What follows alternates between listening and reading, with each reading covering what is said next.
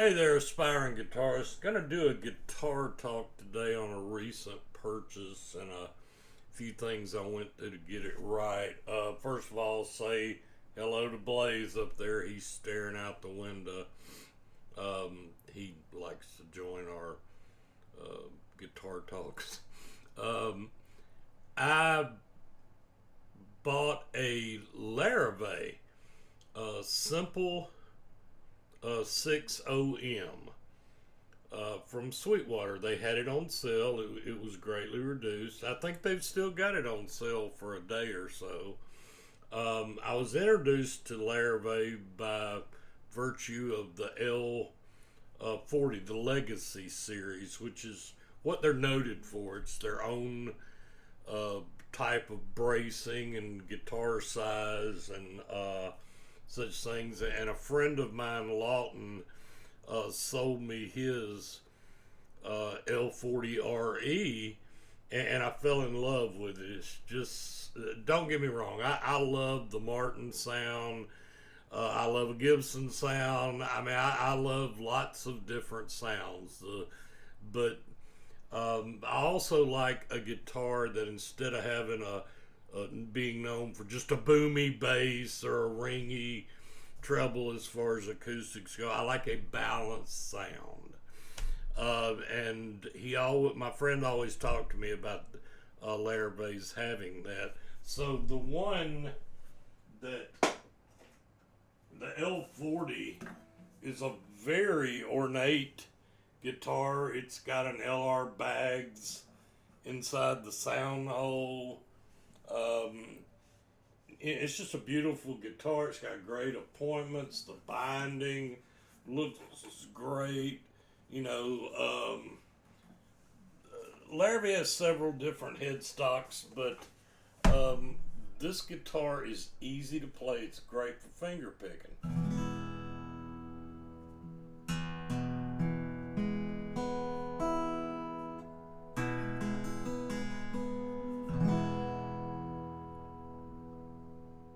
Just a joy.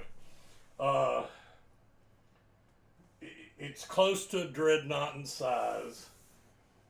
Um, and so I really like an orchestra model size given my osteoarthritis and my shoulder pains and things like that. So the Simple 6 is it's still got solid tone woods all the way through.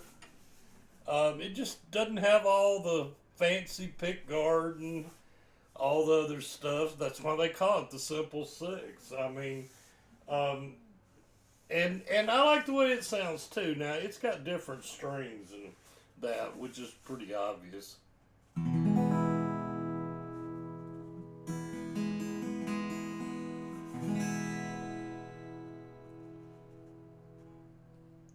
But like I often do, before I buy something sight unseen, I really would have preferred to have bought this at Guitar Center. Uh, to my knowledge and extensive searching, Guitar Center doesn't sell Larrivee new. Now you can find used ones on there at a great price. Um, I I really wanted to play this first. In fact, I went all over. We do have a Larrivee dealer over in a suburb of Birmingham here, and I just couldn't get to him to see what he had. But when I did check, he did not have this. Um, so I bought it on Sweetwater, but not before I did some research.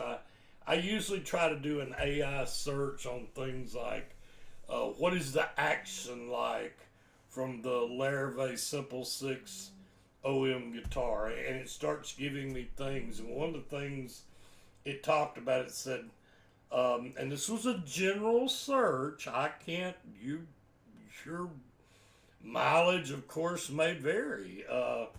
AI isn't perfect, but I find that if I give AI enough details in a question, I get back a good return. at least something that allows me to continue my search. So I dug into that, and it said, well, a lot of people note that the action is generally a little high on Larrivee guitars by design, giving the purchaser the ability to have it set up the way they would rather it be themselves or buy a guitar tech. And that's exactly what I found when it got here. The shipping was perfect. The boxing was perfect. In my view, I'd much rather buy a guitar from Guitar Center. Sorry, Sweetwater, but I would. But Sweetwater is my next stop. I've got a great sales engineer. He is very, very efficient. They pretty much stick with what they say, and he answers my questions. So when I got it, the action was indeed high. I mean, it was high. I didn't even have to get a gauge out to know it was high on the string height. And I was disappointed. Of course I was. But it was really high. So I did the things. I'm not telling you to do this, but it is something.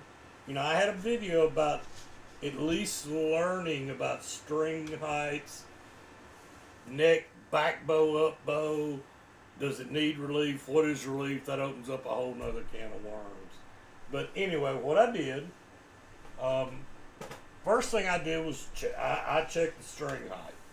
And for me, it was way up there. You check the low E or the sixth string, and you check the high E or the first string after you put a capo on the first fret, and then you take the gauge and you measure at the 12th fret, what the string height is, and I always look at it head on like this, and this, for me, a fingerstyle picker was high.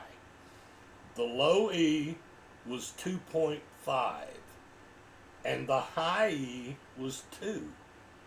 That don't work for me. It doesn't mean it's good. It doesn't mean it's bad. Some people like a higher action if they're a hard rhythm guitar player. They want that. I don't. So I didn't immediately start turning a truss rod. The first thing I did was to actually check the relief, because I go through a process when I'm checking a guitar. The first thing I did, there's my gauges.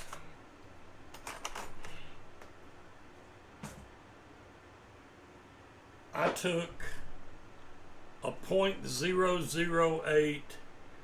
I'm an old mechanic. We call them feeler gauges, but it's this is Music Nomad's truss rod gauge.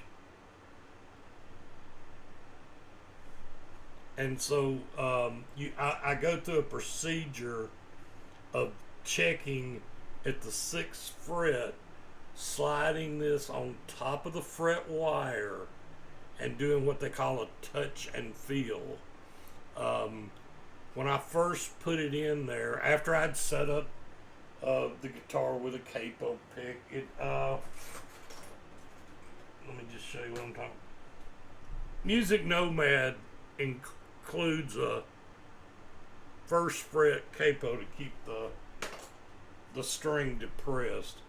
And then I pressed down on the 14th fret where the guitar met the body, and I stuck this under the 6th fret, and I made sure I had it eyeballed right. I made sure I wasn't curving it. I made sure I went in straight, pulled out. There was a huge gap. I didn't want a gap.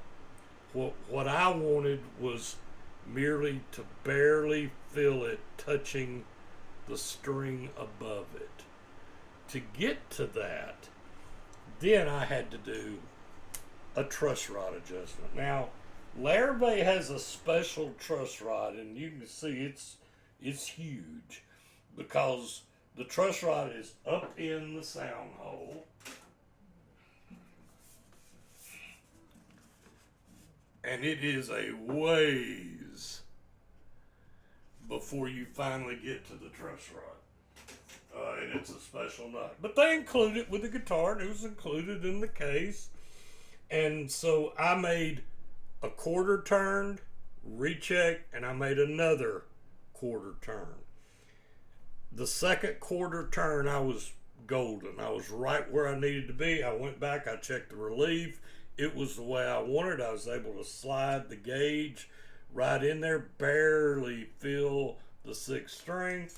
Then I got my string gauge, went back, checked it.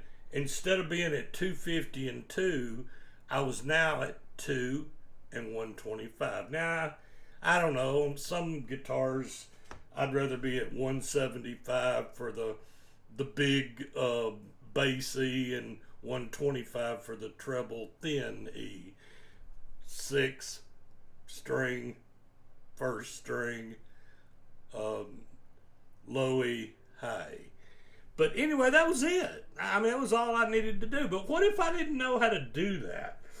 If I could go to my guitar tech at Guitar Center, I've got another one at Highlands Music here in Birmingham that's great. And it depends on, I always say, get to know your guitar tech. I'm not going to call them a luthier because unless they call themselves a luthier, and I have my own meanings of what a luthier is, and I'm just not going to go there. The person that would do this, I realize some take great pride in calling themselves a luthier, and they should. And I see others that could call themselves a luthier that won't do that. They just say, no, I'm a guitar tech. Whole nother guitar talk. But at any rate, I could have taken this to Guitar Center or a guitar tech that I know, and I could have told them what I did. At the very least, I could bring a guitar. If you have a guitar, if you have another guitar that you like the way it feels, carry them both and say, this is what I like. I'm a finger style picker. I'm a rhythm kind of guy. I do a lot of chord strumming, and I attack. That pretty much gives them enough information that they can get it the way that you want it. So, I had a previous video about how valuable a setup is. I feel fortunate that a lot of this I can do on my own. It took a lot of screw-ups, mistakes, things like that I do not encourage you to do. That's up to you. I always try to tell someone, well, what did you do? I say, well, I'll tell you what I did, but you ain't blaming it on me. You need to figure out, I suggest you got a practice guitar, but the point I'm trying to make is I have received many guitars that did not, unless I had them plecked. If I have a guitar plecked at Sweetwater, Kevin, my agent, he can pull up my old pleck resorts and he knows what I'm looking for. I can tell him, on the high E, I want this, I want that, I want the neck relief here. I can tell him enough that it gets what I want. I've got, I don't know if you can see it over there. Yeah, the dark guitar on the wall, that's a Taylor 324 CE Builder's Edition. I love that guitar. It was already expensive, and I saved up a lot to get it, but then I turned around and paid $300 for a pleck. It was a guitar. I'd heard one, I got to play one, and I wanted it.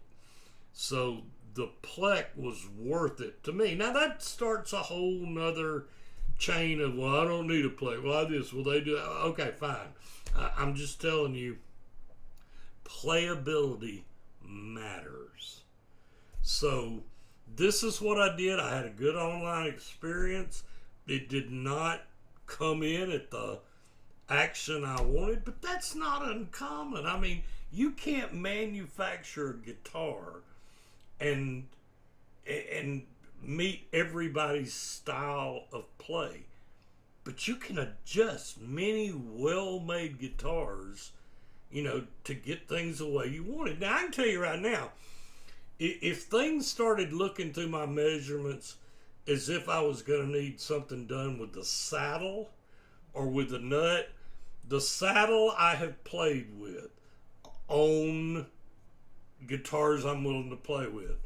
I don't like fooling with nuts. I've screwed up more nuts trying to get it right. If you do it right, more power to you. Way to go. But I have cut nuts too deep, this, that, and finally I just said, if I need a nut, I'm going to replace whatever it is with a bone nut. I like bone nuts. What you like is your business. But there are times, I'd love to be able to say, well, yeah, I do it all myself. But if I did it all myself, even with this many guitars around, I'd be doing a lot of guitar maintenance all day long, and that's okay. I touch and play my guitars. So here's an example to wind this up. I got a Larrivee that I do enjoy the way this Simple 6 OM orchestra model fits me. It's smaller. I don't know if I've got enough room to show you this in the camera.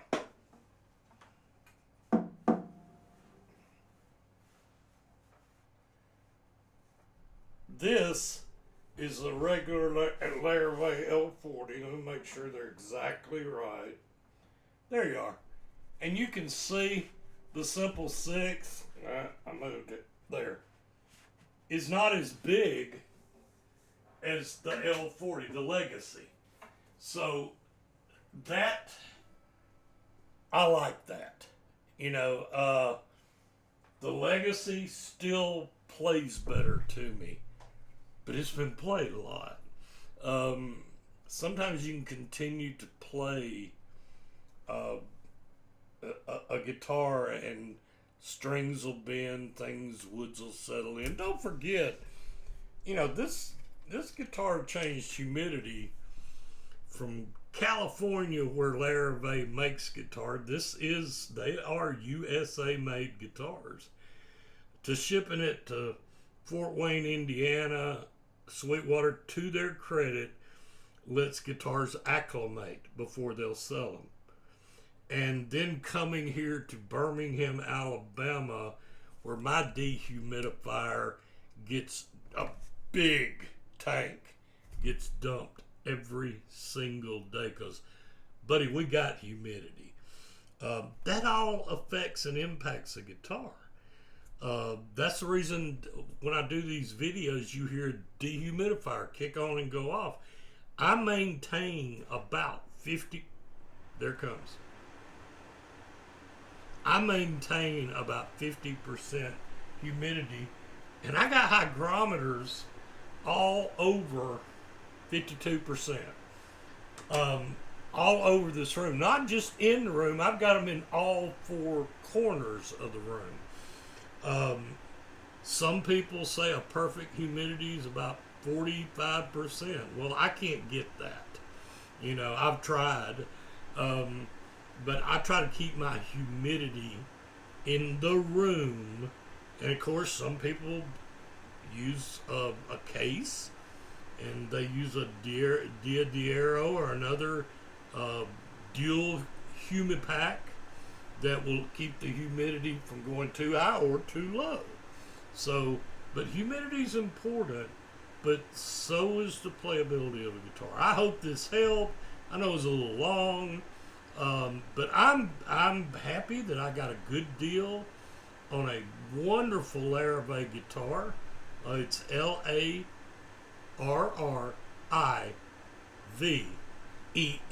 two R's, two E's, Larrivee. And I've called their customer service. They're some of the most friendly, cordial people. I've only called them twice, and it's just a pleasure to talk to them. So, and no, I didn't get a dime from Larrivee. I don't get a dime from anybody. except what YouTube pays me based on the views, subscription. I don't even know what they do. I shared with y'all the first check I ever got from YouTube, and you know, yeah, right. But anyway, so I hope you enjoyed this. I hope your guitar journey is a blessed one. And like I always say, and I do mean it, happy picking.